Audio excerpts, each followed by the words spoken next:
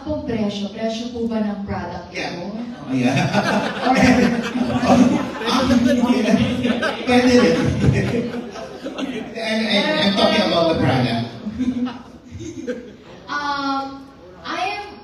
If you remember my answer po during Miss Grand Philippines, I am over the quality of the product po. No? Kasi kahit gaano pa yan, gaano man yung presyo niya, mahal man yan or mura, kung hindi man yan mag-fit sa skin mo, kung hindi man yan suit sa skin mo, wala pa rin po yun eh. Kahit naranasan niyo na po ba yun? Kasi ako before naranasan ko na mag-spend ka ng mahal sa isang product pero hindi naman pala okay sa skin mo, di ba? So talagang trial and error po ang skincare.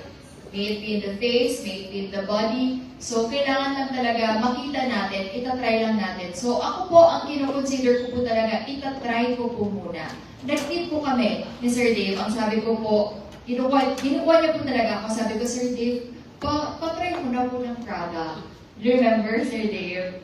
Diba? Sabi ko, patry mo muna ng product. I'm not saying yes, I'm not saying no. Parang gusto ko po munang matry sa akin. Kasi ang hirap mag-endorse na ikaw mismo, hindi mo masabi sa mga binibentahan mo na ganito siya, ganito yung result. Kasi ikaw mismo hindi mo nakita sa sarili mo.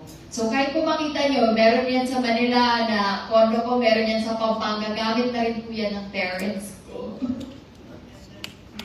And actually, sabi ko nga, hindi namin talaga, hindi namin, halimbawa, syempre, if you get an endorser, parang pipilitin mo sila mag-upload ng mga video. Sabi ko, you enjoy the products first. Tapos, para alam mo kung paano mo siya ipopost or paano mo siya i-aalaw. Kumbaga, we don't want to pressure our endorsers or our ambassadors. Pag kumukuha kasi kami, lagi ko nga sinasabi, si Honest Glow, may benta.